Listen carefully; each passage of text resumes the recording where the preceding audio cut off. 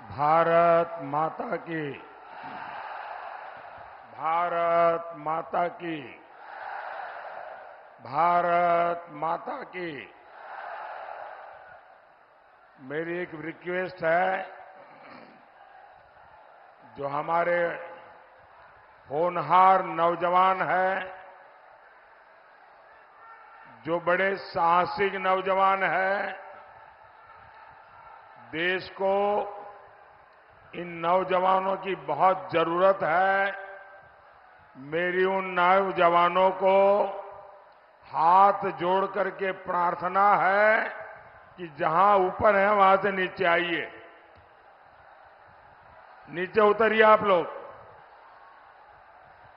देखिए, कोई भी गिरेगा तो मेरे लिए वो बहुत दुखद होगा। आप नीचे उतरिए।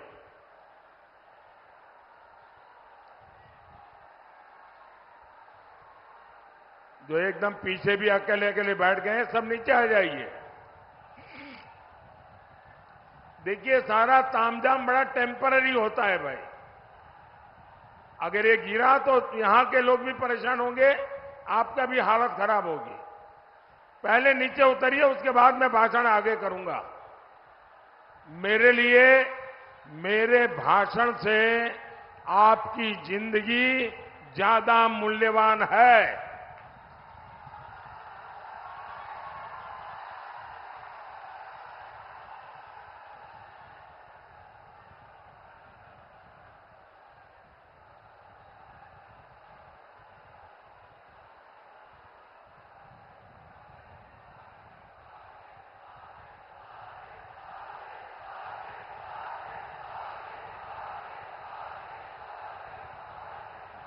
वो जो लास्ट में दो लोग खंभे पे, नीचे आओ भाई। वो जरा पीछे एकदम आखिर में नीचे आओ। ये सब नीचे आइए भाई।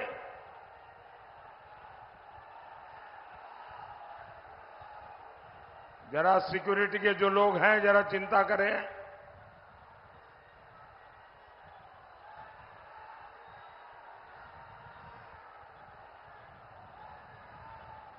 आपको नीचे आना पड़ेगा भाई, आपको नीचे आना पड़ेगा। मैं आपकी जिंदगी को कुछ भी हो जाए, ये मेरे लिए बर्दाश्त नहीं होगा भाई। आप मेरे अपने हैं, मैं आपको कैसे परेशान देख सकता हूं।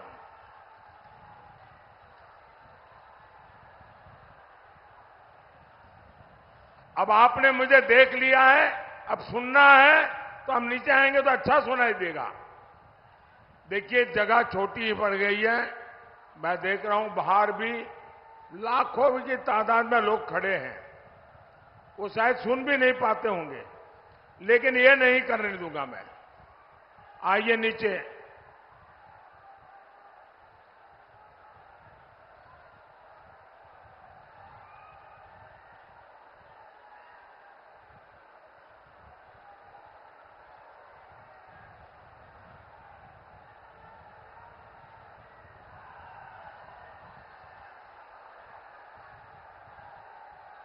शाबाश, बहुत समझदार है सब नौजवान।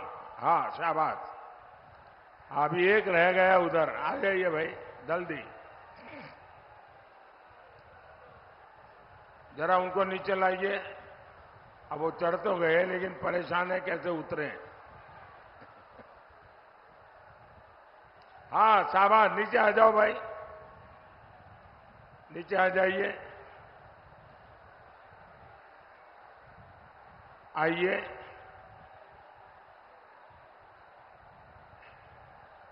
जिन नौजवानों को मैंने नीचे उतारा है, अगर उनको, उनके स्वमान को अगर कोई चोट पहुंची है तो मैं उनकी क्षमा मांगता हूं। लेकिन आप सब,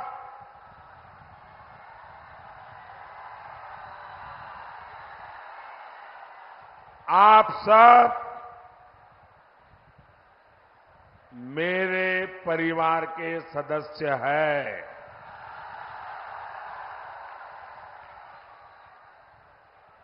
और इसलिए इतने प्यार से परिवार के सदस्य को कहने का मेरा भी तो हक बनता है ना।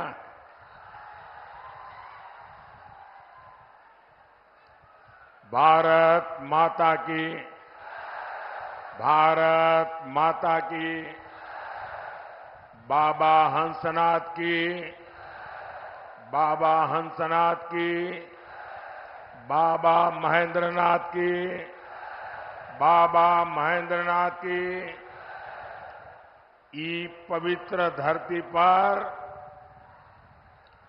हम रउआ लोगन के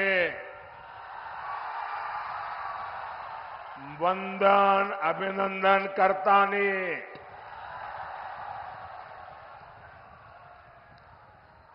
महाराजगंज ने, सिवान ने अपने जोश से पूरे भारत में संदेश दे दिया है। फिर एक बार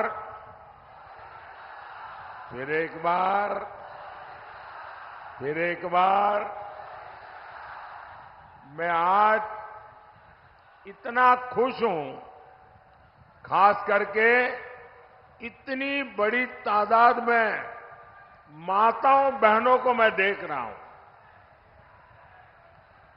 माताओं बहनों का ये आशीर्वाद, ये मेरी बहुत बड़ी ऊर्जा है। और ये समय तो घर में काम का होता है, उसके बावजूद भी इतनी बड़ी संख्या में माताएं बहनें आशीर्वाद देने आई हैं। जीवन में इससे बड़ा सौभाग्य क्या होता है भाई।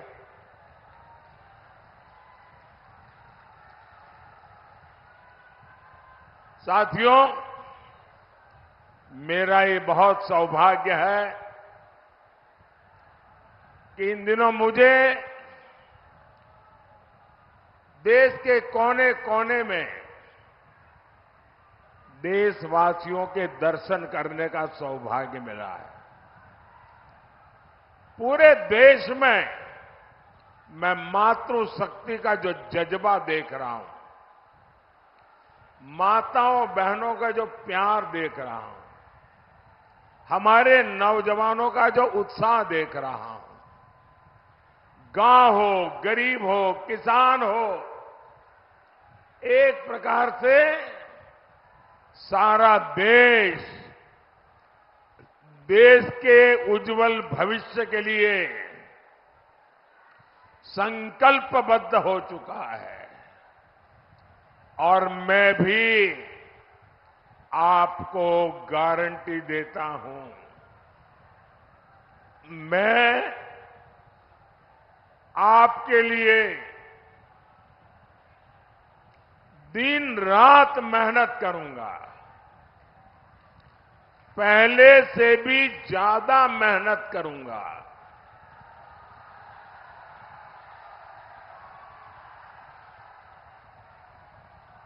क्योंकि मुझे आपके लिए, आपके भविष्य के लिए, आपके बच्चों के भविष्य के लिए विकसित बिहार बनाना है, विकसित भारत बनाना है। भाइयों बहनों, गरीब से गरीब मां बाप भी हमेशा चाहता है कि जाने के बाद बच्चों को कोई विरासत में दे करके जाए। हर एक के मन में रहता है कि कोई विरासत छोड़ के जाए। भाइयों बहनों, मोदी एक ऐसा इंसान है जिसे अपनी कोई विरासत नहीं है। मेरे लिए तो आप ही मेरी विरासत है। आप ही मेरे वारिस है। मेरा और कोई वारिस नहीं है। और इसलिए मुझे आपका और आपके बच्चों का उज्जवल भविष्य बनाने के लिए अपने आप को खपा देना है।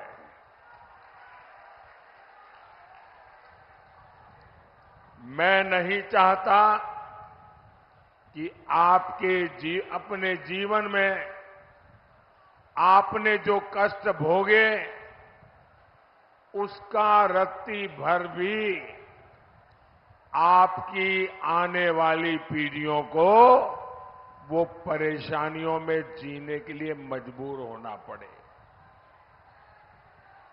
और इसलिए मुझे गरीब कल्याण के बड़े फैसलों के लिए आज मैं आपके गांव आया हूं, आपके बीच आया हूं, आपके आशीर्वाद मांगने के लिए आया हूं।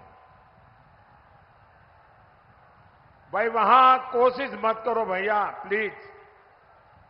वहां कोई जगह ही नहीं, कहां जाओगे?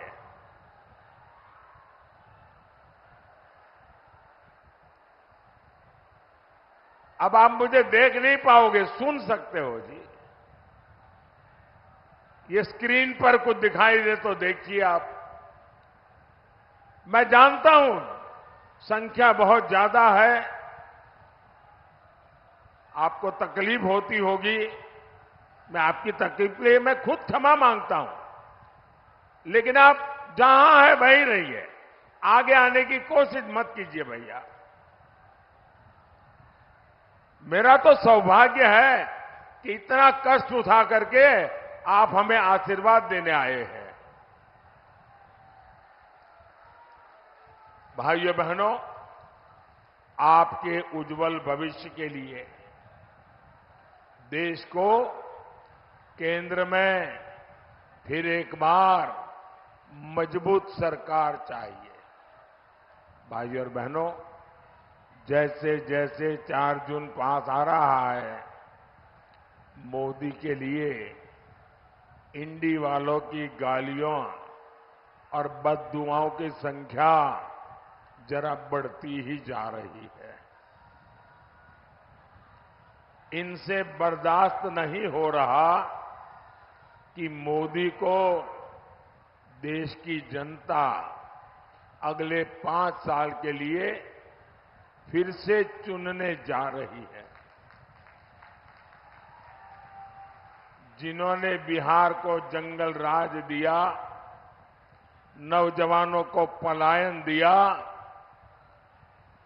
परिवारों को गरीबी दी, जिन्होंने बिहार के लोगों को मारा, तड़पाया, माताओं बहनों का जीवन बर्बाद किया, जो लोग आकंठ भ्रष्टाचार में डूबे हैं, जिन्हें अदालत ने घोटाले का दोषित साबित किया है, इन लोगों की आंखों में मोदी 24 घंटे खटकता है।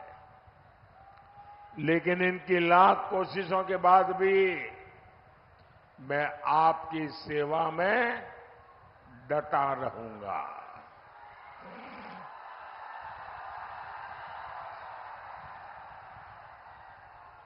मैं दिल से जनता की सेवा करता हूं, इसलिए देश की जनता से मेरा दिल का रिश्ता है, दिल का रिश्ता है। और इसलिए हर दिल में, आज हर दिल में मोदी है।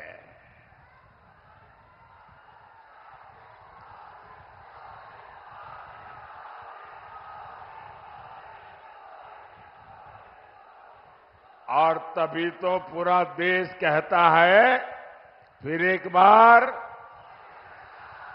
फिर एक बार, फिर एक बार। साथियों, ये भूमि मेधा की भूमि है। राष्ट्रभक्ति की अविरल गंगा यहां बहती है। राजेंद्र बाबू जैसे अनेक सपूत इस धरती ने देश को दिए हैं। ऐसी समृद्ध प्रतिभा वाली धरती की पहचान कांग्रेस और आरजेडी के कुकर्मों ने रंगदारी टैक्स के लिए बना दी थी। इंडी वालों ने पहले तो यहां से उद्योग व्यापार का पलायन करवाया और अब ये लोग बिहार के परिश्रमी साथियों का अपमान करने में जुटे हैं। पंजाब में कांग्रेस के एक नेता है, दिल्ली में कांग्रेस के शाही परिवार के ये खासम खास है। पंजाब के कांग्रेस के ये नेता कहते हैं कि बिहार के लोगों को पंजाब में बहिष्कार करना चाहिए। ये कांग्रेस वाले नेता बोल रहे हैं और आरजेडी वाले इनके साथ यहां आपसे वोट मांग रहे हैं। वो कहते हैं कि बिहार के लोगों को ना पंजाब में घर खरीदने देना चाहिए, ना ही पंजाब में बिहारियों को कोई अधिकार देना चाहिए। बिहार के लोगों के लिए इतनी नफरत इन लोगों के दिल दिमाग में भरी पड़ी है। क्या आपने कांग्रेस के शाही परिवार से सुना कि भाई ये इनका मंत्री बोल रहा है गलत बोल रहा है, उनका नेता बोल रहा है गलत बोल रहा है? ऐसा नहीं बोलना चाहिए। नहीं बोल रहे। यहां आरजेडी के लोगों ने तो कान में रुई ठूस ली है, रुई।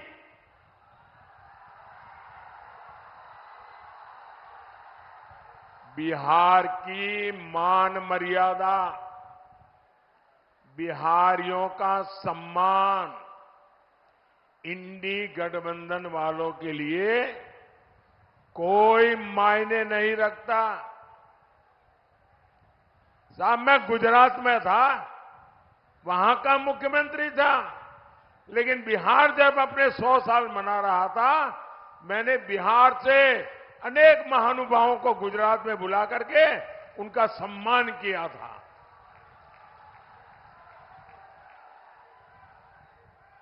जब डीएमके के लोगों ने बिहारियों को गाली दी, जब तेलंगाना के कांग्रेस के नेता ने गालियां दी, तब भी ये शाही परिवार अपने होठों पे ताले लगा करके बैठ गया था। क्या इन्हें, जिन्होंने बिहार का अपमान किया, जो दिन रात बिहारियों का अपमान करते हैं, क्या ऐसे कांग्रेस और उनके साथियों को, आरजेडी और उनके साथियों को आपका एक वोट भी मिलना चाहिए क्या? पूरी ताकत से बताइए, एक वोट भी मिलना चाहिए क्या? एक वोट भी मिलना चाहिए क्या? अरे वोट तो छोड़ो, इनको सजा होनी चाहिए कि नहीं होनी चाहिए? इस बार चुनाव में एनडीए के पार्टियों का बटन दबाकर ऐसी सजा दो, ऐसी सजा दो, सब पोलिंग बूथ में साफ हो जाए। करेंगे? भाई और बहनों, कांग्रेस का शाही परिवार टुकड़े टुकड़े गैंग को पाल पोस रहा है।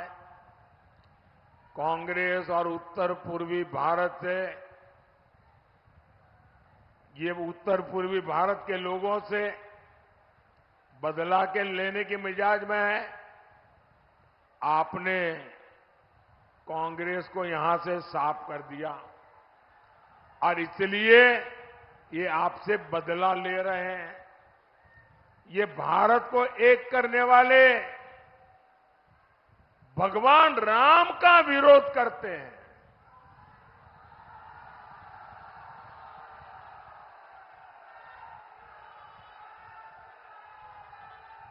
अयोध्या में राम मंदिर बना, आपका गौरव बढ़ा कि नहीं बढ़ा? आपका माथा ऊंचा हुआ कि नहीं हुआ? आपको संतोष हुआ कि नहीं हुआ? रामलला को अपना घर मिल गया, आप खुश हुए कि नहीं हुए? ये आरजेडी और कांग्रेस वाले दुखी है, बताओ।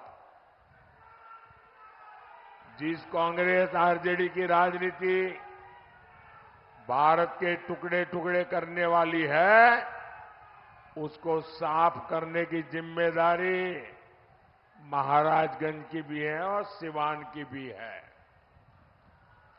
भाइयों और बहनों, कांग्रेस, आरजेडी और उसके साथियों ने हमेशा इस देश को पीछे ले जाने का खेल खेला है। ये खुद लाखों करोड़ के मालिक हो गए और जनता रोटी कपड़ा मकान के लिए जूझती है। इंडी गठबंधन का मंच राजनीतिक मंच नहीं, लाखों करोड़ों के घोटालेबाजों का सम्मेलन है। भ्रष्टाचार का अता पता, उसका नाम है इंडी गठबंधन। इनके मंच पर करीब 20 लाख करोड़ रुपए के घोटालेबाज एक साथ बैठते हैं। जब ये इकट्ठा होते हैं तो इनमें तीन बुराइयां एकदम साफ नजर आती है, कोई अपवाद नहीं है। ये तीन बुराइयां ये इंडी गठबंधन के सब में समान है। ये तीन क्या बुराइयां हैं? ये इंडी अलायंस वाले घोर कम्युनल है, 100% सांप्रदायिक है। दूसरा, ये इंडी अलायंस वाले घोर जातिवादी है, 100% जातिवादी है। और तीसरा, ये इंडी अलायंस वाले घोर परिवारवादी है, 100% परिवारवादी। अपने बेटे बेटी के सिवा कुछ करना ही नहीं। ये वो लोग हैं जिनकी सरकारों में देश सांप्रदायिकता की आग में जले। ये वो लोग हैं जिन्होंने सालों तक देश को जातिवाद में बांटकर पिछड़ों का हक मारा है। ऐसे लोग बस देश बांट सकते हैं, ऐसे लोग देश का खजाना लूट सकते हैं, लेकिन देश को आगे नहीं ले जा सकते। साथियों, मोदी ने अपने 10 साल में 25 करोड़ गरीबों को गरीबी से बाहर निकाला है।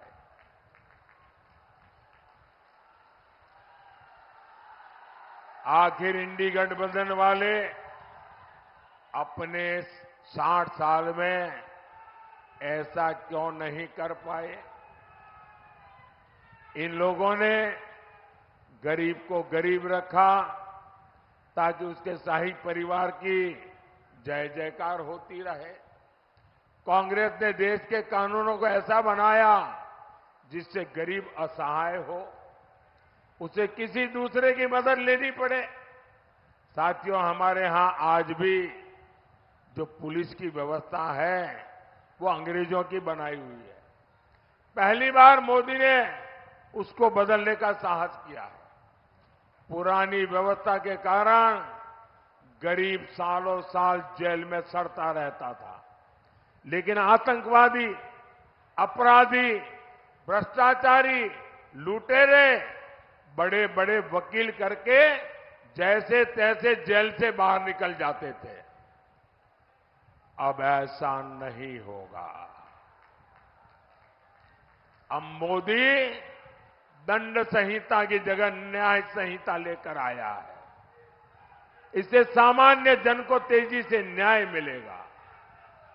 अब आतंकियों का, आपको लूटने वालों का बचना और मुश्किल हो जाएगा। साथियों, यहां इतनी बड़ी संख्या में हमारे साथी खेती से जुड़े हैं, किसान हैं। 10 साल पहले तक एक भी रुपया किसानों को कांग्रेस सरकार से मिलता था क्या? पीएम किसान सम्मान निधि से सीवान के किसानों को अब तक करीब 1200 करोड़ रुपए मिल चुके हैं।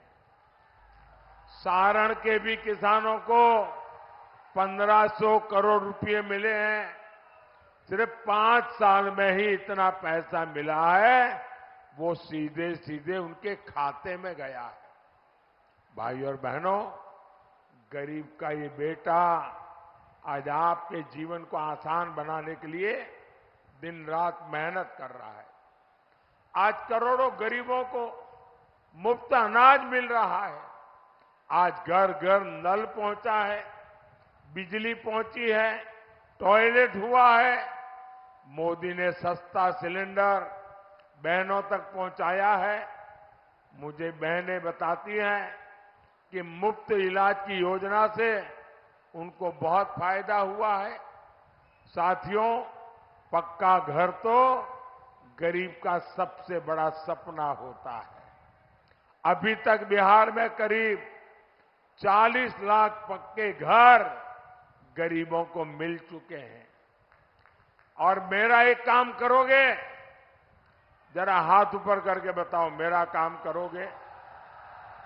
ढीला ढाला नहीं, पूरी ताकत से बताओ, करोगे? करोगे? अच्छा, अभी आप गांव-गांव जाते होंगे, हर मोहल्ले में जाते होंगे, लोगों से मिलते होंगे। अगर आपको गांव में अभी भी कोई झुग्गी झोपड़ी में रहता है, कोई मिट्टी की छोटी सी खोली बना करके रहता है, उसको मिल करके कह देना कि हम मोदी जी की तरफ से आए हैं। उनको कह देना कि हम मोदी जी की तरफ से आए हैं और 4 जून के बाद तीसरी बार जब मोदी की सरकार बनेगी तो जिनका घर अभी कच्चा है, मोदी उसको पक्का घर देगा। मेरी तरफ से बता दोगे? मेरे लिए तो आप ही मोदी है। आप बता देंगे ना, काम हो जाएगा। साथियों, मोदी ने 3 करोड़ नए घर बनाने की गारंटी दी है। इसलिए आप बता दीजिए और उसको कहिए जो 3 करोड़ घर बनेंगे ना, उसमें उस परिवार का भी घर होगा। और आप ये भी जान लीजिए, ये जो आपको घर मिलेगा, उसमें घर की रजिस्ट्री घर की महिला के नाम पर होगी। मकान की मालकन महिला होगी। भाइयों और बहनों, यहां हमारी बहुत सारी बहनें सखी मंडलों से, दीदियों के समूह से भी जुड़ी हैं। महिलाओं के ऐसे सभी समूहों के लिए आने वाले 5 साल समृद्धि लेकर आने वाले हैं। बहनें ड्रोन पायलट बनेगी और ड्रोन से खेती करके कमाई करे, ये योजना मोदी ने बनाई है। मोदी की गारंटी 3 करोड़ बहनों को लखपति दीदी बनाने की है। जब माताओं बहनों की आय बढ़ेगी तो परिवार की, गांव की खरीद शक्ति बढ़ेगी। यही तो विकसित भारत का रास्ता है। साथियों, आपको वोट सिर्फ एमपी चुनने के लिए नहीं है। आपका वोट एक मजबूत भारत के लिए मजबूत पीएम चुनने का भी है। और इसलिए महाराजगंज से हमारे साथी जनार्दन सिंह सिग्रीवाल जी, सिवान से बहन विजय लक्ष्मी जी और गोपालगंज से आलोक कुमार सुमन जी को ज्यादा से ज्यादा वोटों से जिताना है। जिताएंगे, घर घर जाएंगे, ज्यादा मतदान कराएंगे। अच्छा, मेरा एक काम करेंगे। क्यों ठंडे पड़ गए भाई?